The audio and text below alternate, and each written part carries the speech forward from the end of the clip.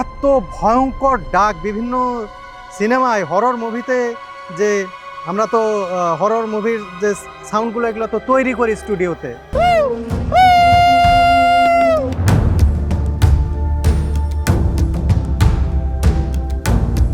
ব্রাজিলের কথা যখন মাথায় এসেছে তখন আমার মাথায় এসেছে শুরুতেই অ্যামাজন জঙ্গলের কথা। সিনেমায় দেখেছি, বইয়ে পড়েছি, কত মানুষের মুখে শুনেছি সেই অ্যামাজন জঙ্গলের কথা, অ্যামাজন রেইন ফরেস্ট। এই জঙ্গলে যাওয়ার ইচ্ছা বহুদিনের। আমি ব্রাজিলের সাও পাওলো হয়ে মানাউসে গিয়েছি। সাও পাওলো থেকে মানাউস শহরে আমরা ফ্লাইটে বিমানে গেছি।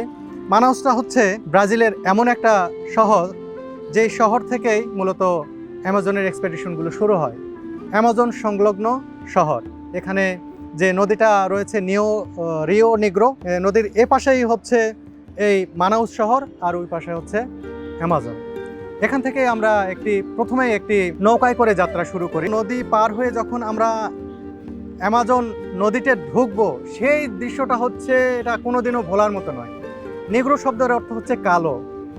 কালো মানেই যে সেই রিও নেগ্রো নদীর জল কালো হবে, এটা আমি কোনোদিনও ভাবিনি। দেখি একেবারে নিকোষ কালো জল, এই নদীর পুরাটা পানি।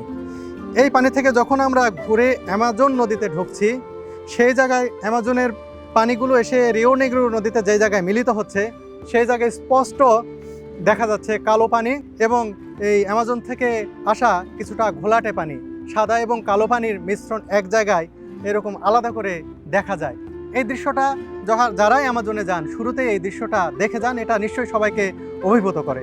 এই জায়গাটি পেরিয়ে আমরা ছোট্ট একটি শহরের মধ্যে, অ্যামাজনের মধ্যেই, এটা শহর বলবো কিনা জানি না, একটা ছোট্ট নৌবন্দর আছে, সেখানে নেমে একটা গাড়িতে উঠে রওনা দিই। গাড়িতে প্রায় 2.5 ঘন্টার মতো অ্যামাজনের ভিতর দিয়ে হাইওয়ে তৈরি করছে তারা একবারে বহিনে যাওয়ার জন্য। 2.5 ঘন্টা বা 2 ঘন্টার মতো গাড়িতে যাই। তার মধ্যে 17 কিলোমিটার যাই, যেগুলো কোনো পাকা রাস্তা না, মানে এমনি কাঁচা রাস্তা দিয়ে যে আবার নৌকায় উঠে আরও কিছু দূর গিয়ে আমরা মোটামুটি একটা গহীনে একটা জায়গায় গিয়ে আমরা অবস্থান করি। যাওয়ার সময় যে দৃশ্যটা দেখেছি আর মুভিতে যে দৃশ্যগুলো দেখি, সেগুলোর সাথে আমি সবসময় সামঞ্জস্য খুঁজছিলাম। দেখছিলাম আসলে মুভিতেও সব কিছু দেখানো যায় না, মানুষ নিজের চোখে যা দেখে, মানে অস্বাভাবিক, মানে যেটা কল্পনাও করিনি যে অ্যামাজন এত সুন্দর। ভিতরকার যে জলাশয়গুলো, যে গাছগুলো এবং জীববৈচিত্র্য। আমরা যখন প্রথম যাওয়ার পরে প্ল্যান করেছিলাম, আমরা নৌকায় ওঠার পরেই আমাদের গাইডকে বললাম যে আমরা একটু করতে চাই, মানে অ্যামাজনের জলে গোসল করতে চাই, এটা সম্ভব? বলে হ্যাঁ সম্ভব। আগে আমরা কটেজে যাই, জঙ্গলের মধ্যে কটেজ তৈরি করে রেখেছে, কটেজে যাই, আমরা যখন বের হব তোমরা তখন এই গোসল করো। রওনা দেওয়ার কিছুক্ষণ পরেই দেখি যে ওখানে একটা কুমিরগুলো শুয়ে আছে। কুমির দেখে তো অবস্থা খারাপ, যে এইভাবে এত কুমির? বলছে হ্যাঁ, এখানে তো অনেক কুমির। তো নিলয়ের তো প্রথমে থতমত খেয়ে গেল। আমি বললাম কি গোসল করবে না?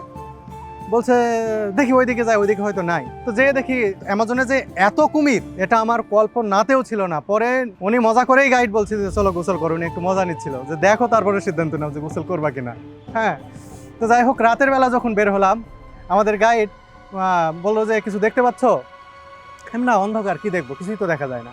বলছে দেখো তো জোনাকির মতো কিছু জ্বলছে কিনা এই জলের উপরে। আমি বললাম হ্যাঁ অনেক। বলছে প্রত্যেকটাই হচ্ছে কুমিরের চোখ এগুলো।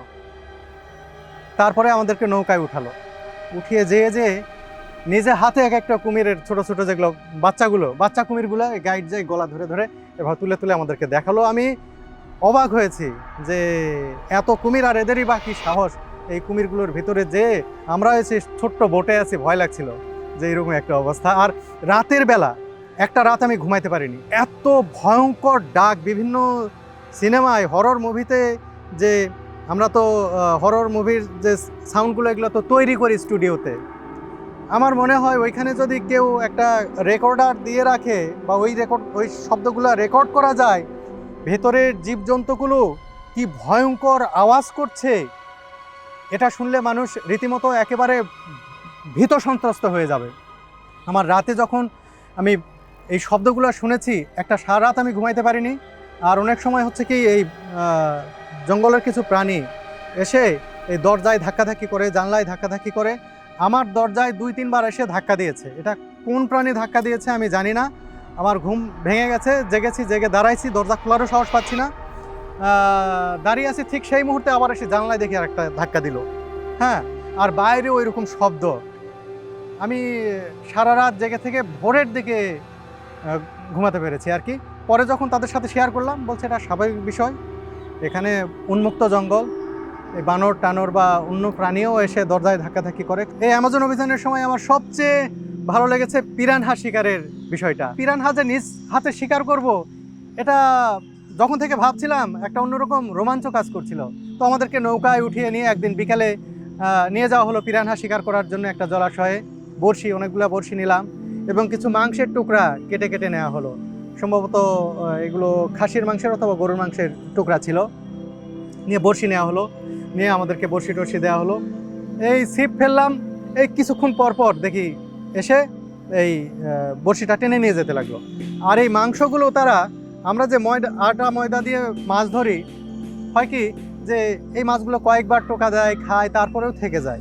কিন্তু এরা একবার নাড়ায়, এত ধারালো তাদের দাঁত যে ওই মাংসের টুকরা দেয়, মাংস একবারে নেই, খালি বড়শি উঠে আসে।